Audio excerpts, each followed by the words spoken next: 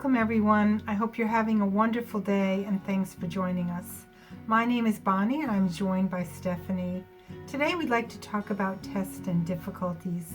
We will start with a few quotes, followed by reflection, and end with a short meditation.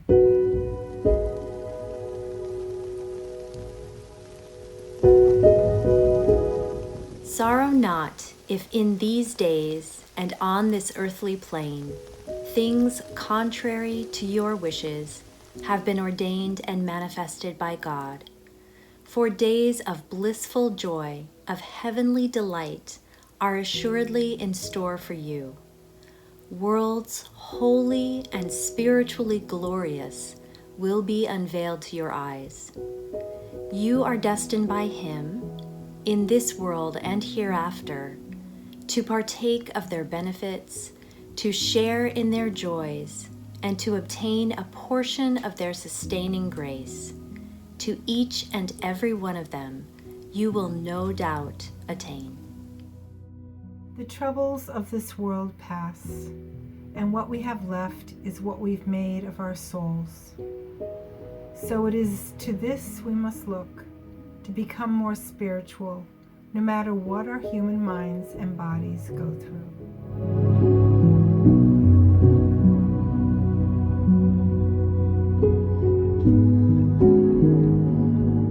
Today's reflection is excerpted from an article on BahaiTeachings.org. When I try to use my mind to understand my heart, I feel like a blind person trying to use their other senses to know an elephant. Without eyes, we can't know what the elephant looks like. Without our inner ears, we can't see what our heart reflects. We can't know how the heart associates with our mind and the reality which reflects through the heart. Our mind can't know our heart without opening our inner spiritual eyes. What are spiritual eyes? Like our physical sight allows us to see the phenomena in the physical world, our spiritual sight, our inner vision, makes us aware of the deeper hidden meanings in the spiritual realm. Abdu'l-Baha wrote, "The promises of heaven are ever present. Therefore we must endeavor with heart and soul in order that the veil covering the eye of inner vision may be removed, that we may behold the manifestations of the signs of God and realize that material blessings, as compared with spiritual bounties, are as nothing."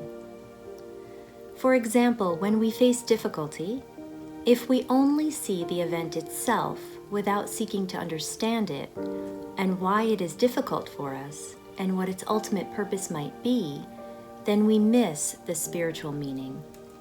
Facing difficulty tells me that I have some kind of attachment which makes things become difficult.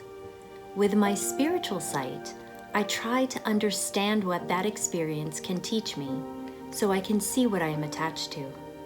When I understand what I am attached to, it gives the event a spiritual meaning. Usually, I've learned I'm attached to a man-made idea, the values I learned from my environment, a mistaken belief that comes from the experiences I've had, or an insecure feeling which I try to avoid due to the fears which come from my past. If I use my inner vision to observe while I am experiencing the event and feel it with my heart, I can continue observing the reality. Finally, when I use that inner spiritual vision, I'm usually able to figure out what I'm attached to through the process of reflection. To see with our spiritual eyes, we need to keep our minds open and still so the mirror of the heart can clearly reflect God's guidance.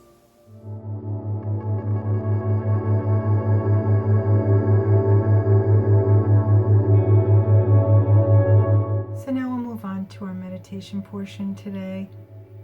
So sit in such a way that you feel comfortable and able to sit for the next few minutes. And if it feels right for you, you might choose to close your eyes here. Perhaps you can feel your heart rate and breathing starting to slow down.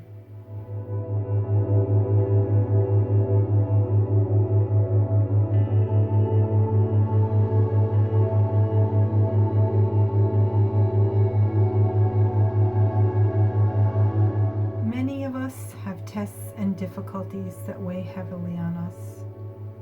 We carry our sorrows and frustrations, and they become a kind of baggage that makes life heavy. We are unable to rest or calm our minds. Sitting meditation is a way to practice letting go of the things we carry needlessly. Sometimes we need to sit and just be still. So now don't force your breathing in any particular way. Just be mindful of your in-breath and your out-breath. Just letting it all go. Please enjoy.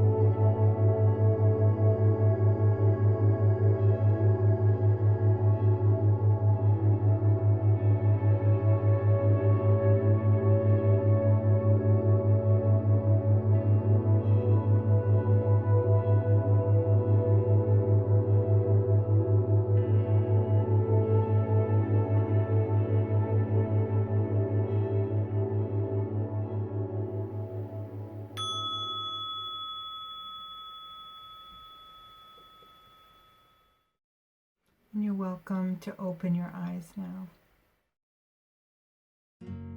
Thanks everyone for joining us today. We hope you have a wonderful week, and we'll see you again next